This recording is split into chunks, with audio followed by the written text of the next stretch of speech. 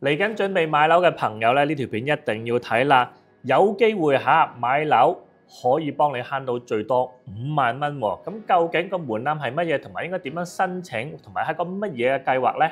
今日同大家講下。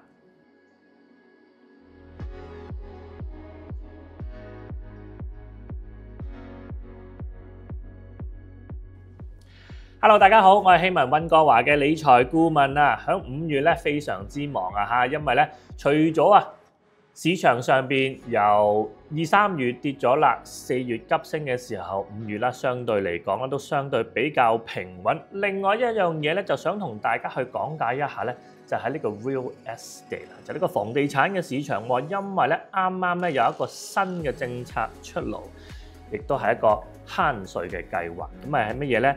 就係呢一個新嘅出台計劃。如果你係首次置業，如嗰個屋價係響150萬以下嘅時候咧，可以慳到個 GST 喎。咁今日咧拍一條片同大家去講解一下，究竟成個計劃係點樣操作，有冇一啲嘅門檻，同埋究竟呢個計劃幾時完呢？講解之前記住啦 ，comment、like、share 同埋 subscribe。根據呢個新嘅計劃咧，如果係首次置業嘅人士去買樓嘅時候咧，係可以慳咗嗰個5% 嘅 GST 喎。咁個門檻係咩咧？如果嗰個屋嘅屋價咧係100萬以下咧，咁5萬蚊嘅 GST 咧係可以免咗佢嘅。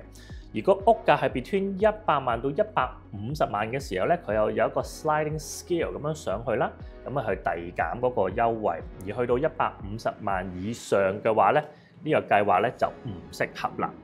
咁呢個計劃亦都啦，同時咧係預計係可以幫加拿大人咧總共慳到39億嘅稅款嘅喎。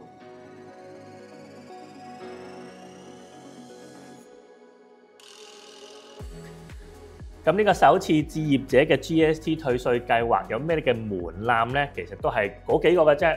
第一就係要年滿18歲啦，第二你就係要加拿大嘅居民，第三就係啦，首先你要首次置業啦，或者你喺買樓之前嗰4個 calendar year，你同你嘅配偶都係冇擁有任何嘅自住物業嘅。如果係符合以上嘅條件嘅話咧，你就係可以符合去呢個資格去申請呢個 GST 嘅退稅計劃噶咯噃。